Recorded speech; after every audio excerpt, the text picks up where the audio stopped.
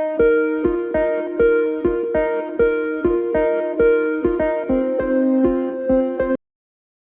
Dear student, welcome to our lecture. चलिए आज का लेक्चर स्टार्ट करते हैं। और आज का लेक्चर हमारा लेक्चर नंबर 39 और हम पढ़ने वाले हैं meaning and importance of accounting concept. आज का लेक्चर आपके लिए काफ़ी इजी होगा बिकॉज अकाउंटिंग जो होता है उसके बारे में तो आपको ऑलरेडी काफ़ी डिटेल में पता है। इस कॉन्सेप्ट को मैंने 4 पार्ट में डिवाइड किया है। आपके स्टडी मटेरियल में भी इसे 4 पार्ट में डिवाइड किया है। सबसे पहले मैं आपको सिंपल लैंग्वेज में बता देता हूँ यहाँ पे कि अकाउंटिंग कॉन्सेप्ट क्या होता है, और उसके बाद आपके स्टडी मटेरियल में जिस तरीके से लिखा गया है उसे हम रीड कर लेंगे। तो स्टार्ट करते हैं हमारे इस अकाउंटिंग कॉन्सेप्ट के पॉइंट्स को। देखिए, इसमें जो पहला पॉइंट्स है हमारा कम्युनिकेशन का है। अकाउंटिंग जो है, अकाउंटिंग का मेन पर्पस क्या होता है? कम्युनिकेशन। और किसके साथ कम्युनिकेशन करना है? वहाँ पे शेयर होल्डर के साथ करना है, मैनेजमेंट के साथ करना है, एम्प्लॉय के साथ करना है, बैंकर्स के साथ करना है, इन्वेस्टर्स के साथ करना है, क्रेडिटर्स के साथ करना है, गवर्नमेंट के साथ करना है, एक्सेट्रा। मीन्स और जो भी यूज़र्स होते हैं फाइनेंशियल स्टेटमेंट के, उनके साथ हमें कम्युनिकेट करना होता है। दूसरा पॉइंट है इसमें है फाइनेंशियल स्टेटमेंट। अकाउंटिंग का मेन पर्पज़ ही क्या होता है? To prepare financial statement. Financial statement से मेरा क्या मतलब है? यहाँ पे हम 3 अकाउंट्स बनाते हैं, ट्रेडिंग अकाउंट्स बनाते हैं, प्रॉफिट एंड लॉस अकाउंट बनाते हैं और बैलेंस शीट बनाते हैं।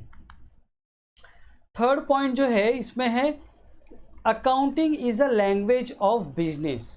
अकाउंटिंग जो भी बनाते हैं it is a language of business. मतलब क्या है कि बिजनेस, आपके बिजनेस के बारे में अगर आपको जानना है, आपका बिजनेस के वीकनेसेस, जो स्ट्रेंथ हैं, या फिर आप कितने प्रॉफिट आपने कमाए हैं, या फिर आपका कुछ लॉस हो गया है, किससे कितने पैसे आपको लेने हैं, किसको कितने पैसे देने हैं, ये सब आपको कहाँ से पता चलता है? ये सब हमें पता चलता है फाइनेंशियल स्टेटमेंट से। इसीलिए कहा जाता है कि accounting is a language of business. Fourth point हमारा इसमें है एसोसिएशन। अकाउंटिंग जो है, accounting is not only associated with business but also it is associated with everybody. इसका मतलब ये होता है अकाउंटिंग का यूज़ आप अपने बिजनेस के लिए तो कर ही सकते हो, उसके अलावा अगर आपका कोई पर्सनल भी ट्रांजैक्शन है जो मनी से रिलेटेड है, कोई भी मॉनिटरी ट्रांजैक्शन है, उसके लिए भी आप अकाउंटिंग का यूज़ कर सकते हो। इसीलिए accounting is associated not only with the business but also with the everybody. अब मैं आपको स्टडी मटेरियल में किस तरीके से ये चारों पॉइंट्स को कवर किया गया है वो मैं आपको यहाँ पे बता देता हूँ। मीनिंग ऑफ अकाउंटिंग कॉन्सेप्ट, इसमें फर्स्ट पॉइंट है accounting is means of communicating the result of business operations to various parties interested in or connected with the business with the owners, creditors, investors, bankers and financial institution, government and other agencies. ठीक है, तो जो भी आपके business के साथ connect है उससे कम्युनिकेट करने के लिए हम क्या करते हैं? अकाउंटिंग का यूज़ करते हैं। Hence it is rightly called as language of business. तो अकाउंटिंग को क्या कहा जाता है? It is a language of business. इसमें कुछ और पॉइंट्स हैं। थर्ड पॉइंट है accounting is not only associated with business but also with everybody who is interested in keeping an account of the monetary transaction। Means किसी भी person को monetary transaction record करना है तो वो क्या कर सकता है? अकाउंटिंग का यूज़ कर सकता है। फोर्थ पॉइंट है हमारा generally the terms accounting refers to financial accounting, bookkeeping and accountancy is an art of recording, classifying and summarizing transactions of business concerned in a systematic manner। अब मैं यहाँ पे आपको बता देता हूँ इम्पोर्टेंस ऑफ अकाउंटिंग कॉन्सेप्ट का। Reliable financial statement, जो फाइनेंशियल स्टेटमेंट बनाते हो आप, वो काफ़ी रिलायबल होता है बिकॉज उसे हर एक स्टेप वाइज और जो भी अकाउंटिंग का प्रोसेस होता है उसको फॉलो करके बनाया जाता है in a systematic manner. Uniformity in presentation. तो जो भी आप अकाउंटिंग करते हो, जो भी फाइनेंशियल स्टेटमेंट बनाते हो आप, उसको बनाने का जो तरीका होता है वो सबके लिए सेम होता है। जैसे मैं अपनी अकाउंटिंग कर रहा हूँ या फिर आप अपनी अकाउंटिंग कर रहे हो या कोई थर्ड पर्सन है वो अकाउंटिंग कर रहा है, तो अकाउंटिंग के जो रूल्स एंड रेगुलेशंस होते हैं, जो अकाउंटिंग पॉलिसीज़ होते हैं, जो मुझे फॉलो करने हैं वो आपको भी फॉलो करने हैं, वो थर्ड पर्सन को भी फॉलो करने हैं। इसीलिए यहाँ पे क्या होती है, एक यूनिफॉर्मिटी होती है। मीन्स मेरा अकाउंट जिस तरीके से बनेगा, जिस तरीके से दिखेगा, वो उसी तरीके से आप लोग का भी अकाउंटिंग बनाया जाएगा। Generally acceptable basis of measurement, इसका मतलब ये होता है अकाउंटिंग में जब आप अकाउंटिंग करते हो तो जो भी आप कॉस्टिंग रिकॉर्ड करते हो, जैसे फिक्स असेट्स आपने परचेस किया है तो उसको कौन से वैल्यू पर रिकॉर्ड करना है, या फिर आपका करंट असेट्स है जैसे स्टॉक है उसको कौन से बेसिस पे आपको रिकॉर्ड करना है।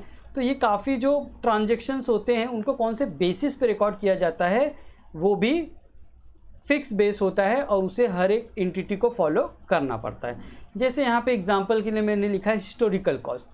अभी ये जो कॉन्सेप्ट है ना, हिस्टोरिकल कॉस्ट है, करंट कॉस्ट है, रियलाइजेबल वैल्यू है और प्रेजेंट वैल्यू, ये सब जो कॉन्सेप्ट है आगे आने वाले लेक्चर्स में हम डिटेल में सीखेंगे, बट यहाँ पे मैं आपको सिंपली बता देता हूँ। हिस्टोरिकल कॉस्ट का मतलब क्या होता है, जैसे ये historical cost mostly fix assets के लिए यूज़ होता है। जब आप फिक्स असेट्स परचेस करते हो तो उसे परचेस कॉस्ट पे रिकॉर्ड किया जाता है और उसके ऊपर ओवर द ईयर हम क्या चार्ज करते हैं, depreciation depending upon the life of the assets.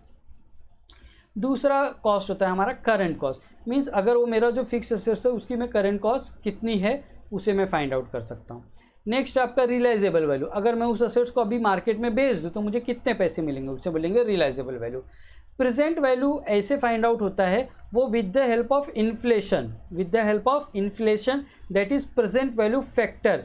Present value factor का यूज़ करके जो कॉस्ट हम लोग या वैल्यू हम लोग फाइंड आउट करते हैं उसे हम बोलते हैं प्रेजेंट वैल्यू। ठीक है, नेक्स्ट पॉइंट इसमें है प्रॉपर इन्फॉर्मेशन टू ऑल। जैसा कि मैंने आपको अकाउंटिंग कॉन्सेप्ट का फर्स्ट पॉइंट ही बता दिया था, कम्युनिकेटिंग विद द यूज़र। तो अकाउंटिंग का यूज़ होता है to communicate with the various user. इसकी वजह से क्या होता है, प्रॉपर इन्फॉर्मेशन किसको मिल जाती है, यूज़र्स को। नेक्स्ट पॉइंट है हमारा वैलिडिटी एंड एप्रोप्रिएट अजम्पशन। देखिए, जो भी अकाउंटिंग होता है उसके लिए जो प्रॉपर अजम्पशंस होते हैं वो फॉलो किए जाते हैं, उसके बेसिस पे ही आप अकाउंटिंग करते हो और उसके बेसिस पे ही हम अपना फाइनेंशियल स्टेटमेंट बनाते हैं।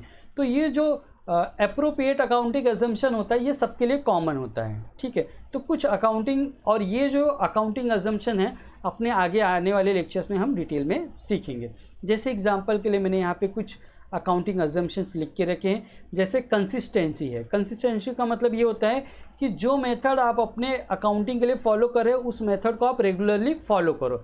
जैसे डेप्रिसिएशन चार्ज कर रहे हो तो उसके लिए जो मेथड कर रहे हो, स्टॉक का वैल्यूएशन कर रहे हो तो उसके लिए जो वैल्यूएशन का मेथड है, तो वो वैल्यूएशन का मेथड आप ओवर द ईयर आपको सेम मेथड फॉलो करना है। ऐसा नहीं है कि आज मैं कोई दूसरा मेथड फॉलो कर रहा हूँ और फिर अगले महीने में मैं दूसरा मेथड फॉलो कर रहा हूँ, ऐसा नहीं करना है आपको। अक्रूअल बेसिस क्या होता है, मैंने आपको काफ़ी अच्छे से हमारे पिछले वाले लेक्चर्स में मैंने आपको बताया है कि अक्रूअल बेसिस का मतलब ये होता है कि जैसे ही ट्रांजैक्शन कोई हो उसे आप बुक्स में रिकॉर्ड कर दो in respect of money receipt और पेड। गोइंग कंसर्न का ये मतलब होता है कि आपका बिजनेस इन फ्यूचर में आप रन करने वाले हो। ठीक है, मीन्स इन फ्यूचर में अभी जल्दी में आप अपने बिजनेस को क्लोज नहीं करोगे और इन फ्यूचर में आप अपने बिजनेस को रन करोगे, उसे हम बोलते हैं गोइंग कंसर्न कॉन्सेप्ट। तो ये कुछ पॉइंट्स है हमारे इंपॉर्टेंस ऑफ अकाउंटिंग कॉन्सेप्ट के।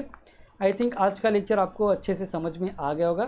Thanks for watching our video. Please subscribe our channel to watch more videos.